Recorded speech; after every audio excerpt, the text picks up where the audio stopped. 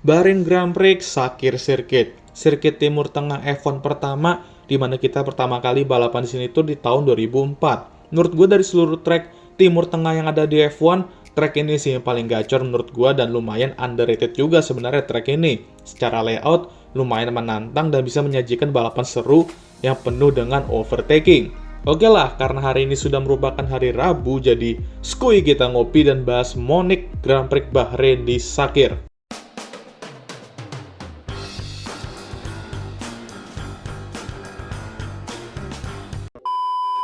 Jadi yang pertama, gue ingin bahas momen ikonik sekaligus mengerikan juga sebenarnya.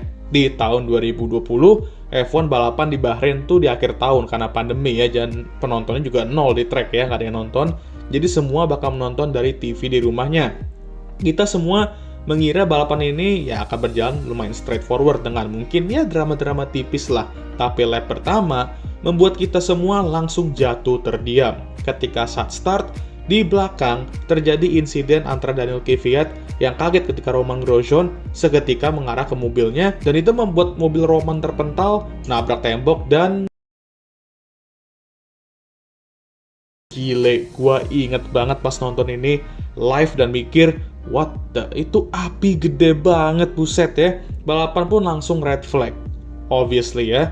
Dan Romain terjebak di mobilnya saat itu. Dengan api yang terus membara, ditambah Marshall dan medical car juga langsung berupaya mematikan api itu sekaligus menyelamatkan Romain. Tapi Romain dengan dramatik ya, mampu lolos dan keluar dari kokpit mobilnya yang kejepit barrier itu setelah kejebak selama 28 detik di api itu ya. Untungnya, Romain hanya mengalami kebakaran di tangannya, dan disinilah Halo melakukan magicnya. Tanpa Halo, mungkin Romain bisa aja mengalami crash yang lebih fatal dan bisa membahayakan nyawanya juga. Di sini kita semua respect sama FIA yang terus-menerus meningkatkan safety di F1 dan menghindari terjadinya hal yang tidak diinginkan nantinya. Respect juga untuk Romain Grosjean yang di titik itu di mana dia bisa aja menyerah dan kehilangan nyawanya, tapi mengingat keluarganya menunggunya pulang, dia tidak mau menyerah begitu aja dan berusaha sekeras mungkin untuk lolos dari api neraka itu di saat dia ya benar-benar terjepit. Gila tuh, sumpah gue nggak bisa bayangin dah jujur. Di saat kita jujur masih ngeri-ngeri sedep mengingat momen ini, Romainnya malah asik jadiin bahan bercandaan. Ya begitulah kadang ya, momen dimana lolos dari kematian dijadiin bahan bercandaan biar nggak serem-serem kali. Emang ikonik lah Romain Grosjean ini ya. Dan berbicara soal api dan panasnya ya, kita mundur ke 2005, di mana balapan ini dikenal sebagai balapan dengan suhu terpanas dalam sejarah F1, 42 derajat, dan ya suhu begitu, balapan F1 udah berasa dah kayak di sauna ya, tapi sauna alam gitu. Perlu diingat sejak mereka datang ke F1 di 2004 sampai 2013, mereka memang balapan di siang hari sebelum mereka akhirnya pindah ke balapan malam hari dari 2014 hingga sekarang. Balapan saat itu benar-benar chaos juga, dan beberapa kali pembalap ketika masuk pit itu diserem pakai air ya, karena panas kokpitnya ya, dan mereka pun juga pengap kepanasan, suhu kayak gitu ya. Dan ya banyak juga DNF di balapan ini, dimana yang finish classified ya cuma 13 pembalap, dan kalau nggak salah yang benar-benar sampai checkered flag itu cuma 10 doang.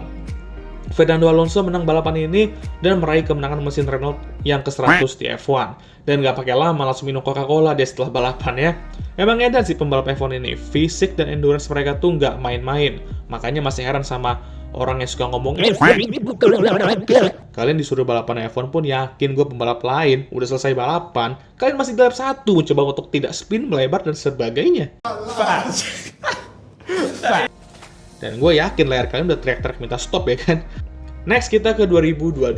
Regulasi baru ground effect telah tiba, dan kita semua expect regulasi ini bisa menjadi regulasi yang akan membuat F1 semakin seru racing-wise setelah 2021 yang epic. Dan wow, balapan pertama aja langsung dimanjakan kita sama battle epic di balapan ini.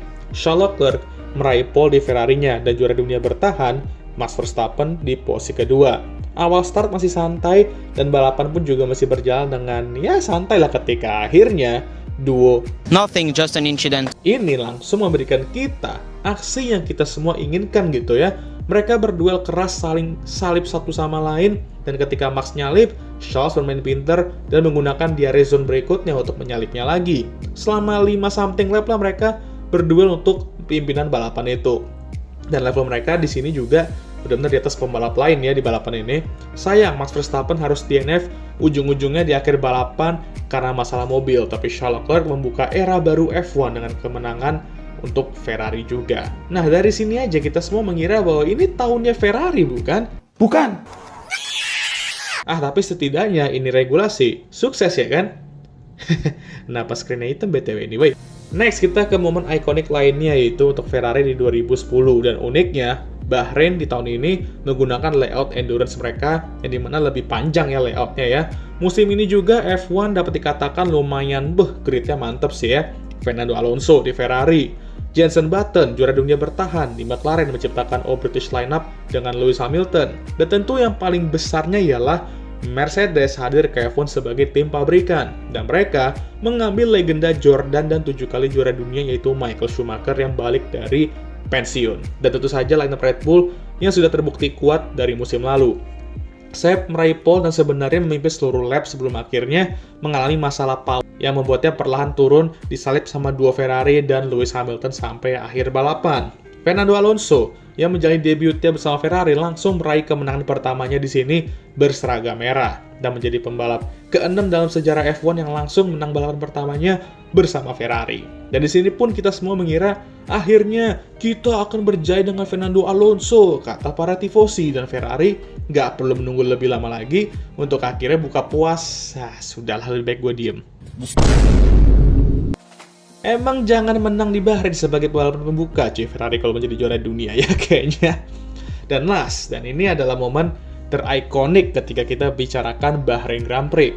Kita emang ada bahas soal duel Max dan Charles tadi di 2022, tapi duel itu belum bisa mengalahkan epicnya dan menegangkannya duel Silver Arrow di 2014.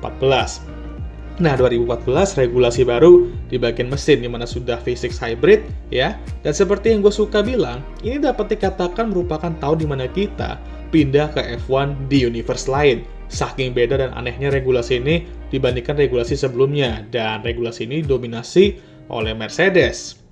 Jadi keinget sama regulasi lain, tapi yang mana ya? Nah, intinya dua balapan pertama regulasi itu dimenangkan oleh dua pembalap Mercedes, Nico Rosberg di Australia dan Lewis Hamilton di Malaysia. Di race ini, keduanya akhirnya diberikan panggung untuk berduel keras. Sepanjang balapan, mereka berduel dengan keras dan bener sekeras itu. Dan yang lebih mind-blowing-nya lagi, bisa-bisanya mereka berduel kayak gini, yang dimana biasanya buat mereka kehilangan banyak waktu untuk pembalap yang di belakang ya. Tetap ngasepin dan menjauh dari yang di belakang juga gitu. Emang edan ya tuh mobil dan mesinnya. Dan dua mereka sepek itu dan berapa kali terdapat beberapa close call ya yang bisa membuat keduanya bertabrakan. Dan bahkan dengan bantuan safety car aja, mereka masih bisa berduel tanpa kehilangan banyak waktu dari tim lain. Duel ini dimenangkan oleh Lewis akhirnya dan dapat dikatakan balapan ini menjadi awal mula era dominasi Mercedes di F1. Dan tentunya awal mula hubungan keduanya berubah dari teman kecil menjadi rekan tim, menjadi rival, sampai menjadi bahan fans-fansnya untuk bikin cerita out. Oke lah, jadi segitu aja tuh video kali ini. Gimana menurut kalian? Adakah Monik Bahrain Grand Prix yang belum gue sebut? Tulis aja di kolom komentar kalau ada yang menurut kalian layak masuk Monik tapi gue belum sebut. Jadi jangan lupa untuk like, subscribe, dan share video ini. Dan jangan lupa juga untuk menyalakan lonceng notifikasi agar kalian semua tahu ketika gue ngupload video baru. Jangan lupa juga untuk follow Instagram gue. Daya, abang udah capek. Seperti biasa video ini akan ditutup oleh Okay guys, thank you for watching.